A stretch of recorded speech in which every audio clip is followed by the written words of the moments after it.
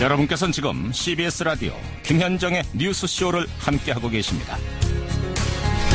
여러분, 비트코인이라고 들어보셨죠? 이게 사이버상에서 쓰는 가상화폐의 한 종류인데요.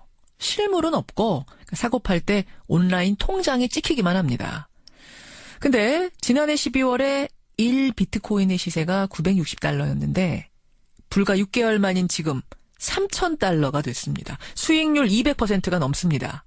이러다 보니까 사겠다는 수요는 더 몰리고 급기야 지난 월요일에는 거래소 사이트가 일시 마비되는 사태까지 벌어졌습니다.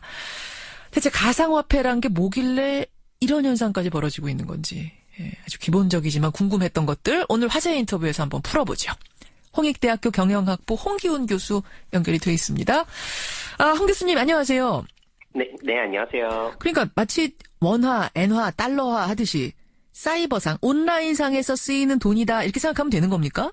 이 전자화폐에 대해서 일단 생각을 해보면 이제 우리가 흔히 쓰는 신용카드부터 시작을 해서 뭐 전자지로, 인터넷 뱅킹, 당연히 사이버머니, 도토리, 카카오머니 이런 것들을 다 전자화폐로 볼 수는 있습니다. 근데 이 화폐들은 원화로 거래가 되거나 아니면 원화와 교환 가치가 일정한 전자화폐들이고요.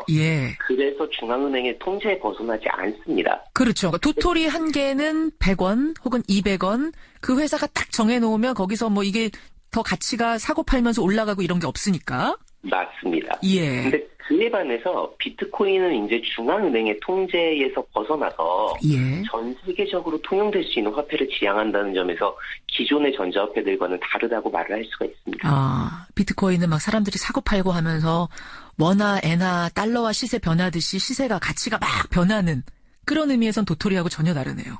네, 맞습니다. 그래요. 비트코인 얘기만 우리가 지금 하고 있는데 이런 식의 가상화폐들이 얼마나 더 있어요? 뭐 이더리움이라든지 라이트코인이라든지 아니면 리플 뭐 이런 것들이 존재를 하는데요. 수백 가지가 존재를 합니다. 아니 근데 실물 화폐가 있는데 처음에 굳이 왜 이 전자화폐 가상화폐들을 왜 만든 거예요? 사실 전 세계적으로 통용될 수 있는 하나의 화폐에 대한 로망이 존재를 하거든요. 특히나 유럽인들이 이런데 더 심한 현상을 보이는데 이 예전의 브레튼 우드 시스템이라든지 아니면 지금의 유로존 이런 수요가 있기 때문에라고 볼 수 있습니다. 그러면 실물 화폐는 각 국가의 그 중앙은행에서 찍어내는 건데 이 비트코인은 누가 발행권을 가지고 어떻게 조절해서 찍어내나요? 이게 일반적인 기업에서 이제 하는 건 아니고요. 시스템에서 만들어냅니다. 그래서 시스템이 미리 정해진 규칙에 따라서 비트코인을 자동으로 생성을 하는데요. 이 규칙은 비트코인 시스템이 처음 만들어졌을 때 계획된 스케줄에 따라서 움직입니다. 애초에 프로그래밍을 해놓은 거예요. 얼마까지 어떤 식으로 발행을 한다. 그러면은 발행은 그렇게 되고 거래는 어디서 합니까? 거래는 비트코인 을 가지고 있는 월렛들이 존재를 하는데요.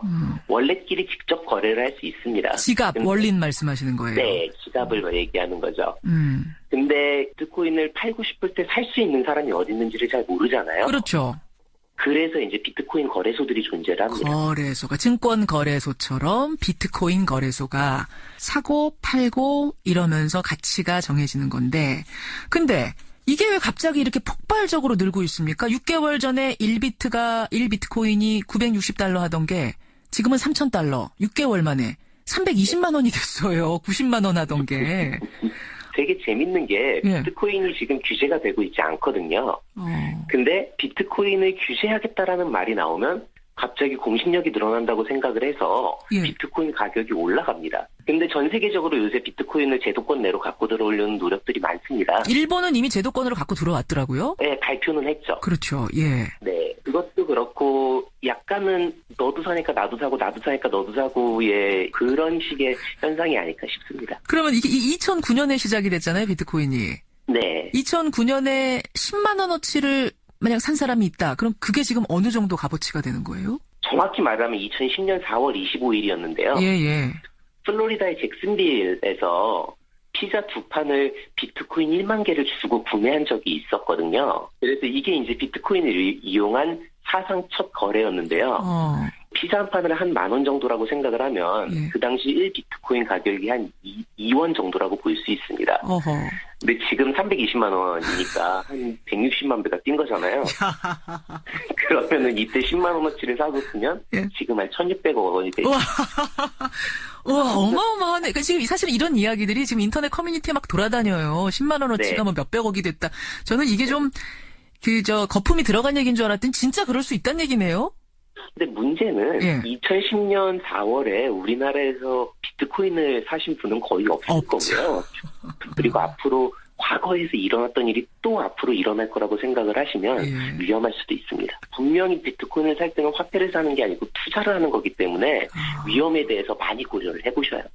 이 얘기가 생각나요. 그 말씀 들으니까 1600년대 네덜란드에서 튤립 열풍 불면서 막 집 팔고 땅 팔아가지고 튤립을 사재기 했잖아요. 네. 근데 그 거품이 꺼지면서 투자자들이 하루아침에 쪽박을 찼거든요. 이런 우려도 항상 염두에 두고 가상화폐를 바라봐야 된다. 이 말씀이신 거죠? 맞습니다. 특히나 가상화폐는 현재 변동성이 굉장히 높은 투자 상품이기 때문에 위험에 더더욱이나 신경 쓸 필요가 있을 거라고 생각을 합니다. 지금은 이제 투자 상품처럼만 여겨지고 있다는 얘기인데 가상화폐가 진짜 화폐처럼 그럼 정착이 되기는 어렵다고 보세요? 그런 날은 안 올까요? 화폐로 받아들여지려면 이제 크게 두 가지 조건을 만족을 시켜야 한다고 생각을 하는데요. 어떤 겁니까? 첫째가 이용자가 많아야 합니다. 둘째가 화폐의 가치 변동성이 작아야 하는데요. 예. 비트코인의 경우에는 이 많은 이용자들을 끌어들이기 위해서는 예. 변동성이 높아야 하거든요. 그래서 저는 이걸 이제 비트코인의 딜레마라고 얘기를 하는데요. 이 딜레마가 해결이 돼야지만 화폐로 정착될 수 있지 않을까 생각을 합니다. 그렇군요. 저는 정리가 싹 되는데요, 교수님. 오늘 귀한 말씀 고맙습니다. 네, 감사합니다. 예, 요 사이 열풍을 일으키고 있는 이 가상화폐, 비트코인, 이더리움 이런 게 뭔지 오늘 한번 짚어봤습니다. 홍익대학교 경영학부 홍기훈 교수였습니다.